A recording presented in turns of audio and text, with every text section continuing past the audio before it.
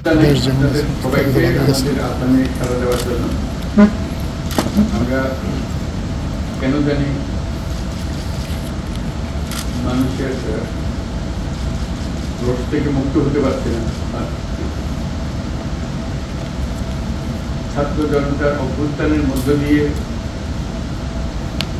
এই জগদ্দল পাথর আমাদের বুক থেকে আমরা সরাতে পারলাম।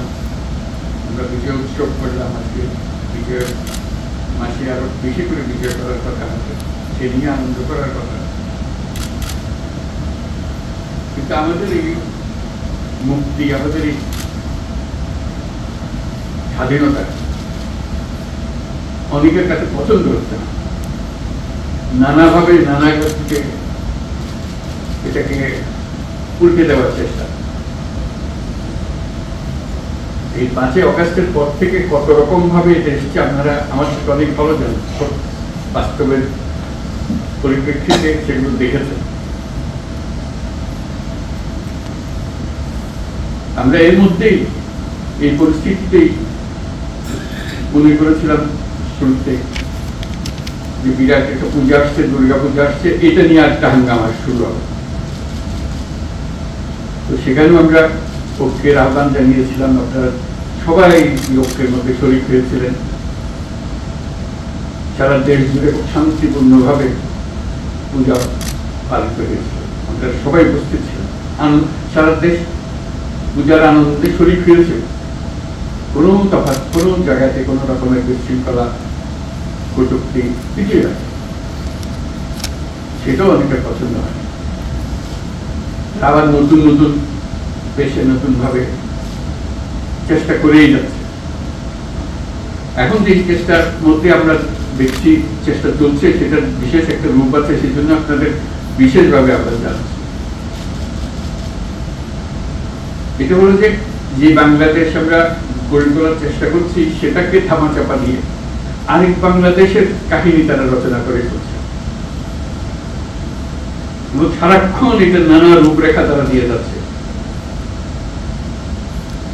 এখন এটা যে শুধু এক দেশের মধ্যে সীমাবদ্ধ রয়েছে তাও নয়,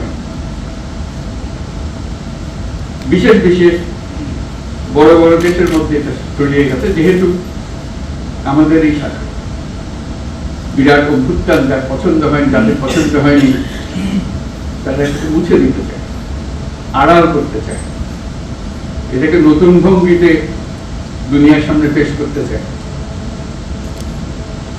আমাদের এখানে একটা ভয়ঙ্কর কাণ্ড হয়ে গিয়েছে, সেই ভয়ঙ্কর কাণ্ড থেকে আমাদেরকে রক্ষা করতে হবে, তারা রক্ষার জন্য এগিয়ে আসতেছে আমাদের। তো সেটা মিথ্যা প্রমাণ করা এবং বাস্তবকে সেখানে প্রতিষ্ঠিত করা, সেটার জন্য আমাদের সবাই একজোট হতে হবে। কারণ এখানে কোনো বিশেষ রাজনৈতিক মতবাদের বিষয় না, জাতি হিসেবে আমাদের অস্তিত্বের বিষয়। আমরা যে মুক্ত স্বাধীন বাংলাদেশ তৈরি করলাম এই অভ্যুত্থানের মাধ্যমে, সেটাকে তারা মুছে দিতে চায়, তার আগেরটাতে ফিরে যেতে চায়। মুখে বলছেন আগেরটা, কিন্তু ভঙ্গি হলো যে আগেরটা ভালো ছিল। এবার আগেরটা কিভাবে তারা নিয়ে আসবে, সে নানা দিক থেকে তাদের চলছে। তারা একটা কাল্পনিক বাংলাদেশ তৈরি করে আসছে দুনিয়ার সামনে। তাদের শক্তি এত বেশি, অর্থ শক্তি এবং তাদের আয়োজনের শক্তি এত বেশি, ক্রমে ক্রমে দেখা যাচ্ছে মানুষকে এটাতে ঘেরাতে পারছে। এই নতুন যে কল্পকাহিনী তারা তৈরি করছে, সেটাতে অনেকে সন্দেহ প্রকাশ করছে, এটা কি ধরনের সরকার হলো ওখানে, এটা তো এখন আমরা বুঝতে পারছি না। বোঝার পিছনে পরিচ্ছন্ন একটা সরকার, কাউকে আমরা বাধা দিয়েছি এখানে আসবে? আমরা তো বারে বার বলছি আপনারা আসেন, দেখেন, দেখে যান। এখানে কোনো বাধা নেই, না দেখার বাধা আছে, না দেখার বাধা আছে, না বলার বাধা আছে। সেটার জন্য যেটা মুক্তি স্বাধীন বাংলাদেশ হবে। কিন্তু না, তারা ওখান থেকে এই কল্প কাহিনী বানিয়ে যাচ্ছে। এখন আমাদের সারা দুনিয়াকে বলতে হবে যে আমরা এক। আমরা যেটা পেয়েছি, আমরা একযোগে পেয়েছি, কোনো মতভেদের মাধ্যমে পাইনি, কাউকে ধাক্কাধাক্কি করে পাইনি। যারা আমাদের বুকের উপর চেপেছিল তাদেরকে আমরা বের করে দিয়েছি। এইটুকুই আমরা নিজেরাই উন্মুক্ত হয়েছি।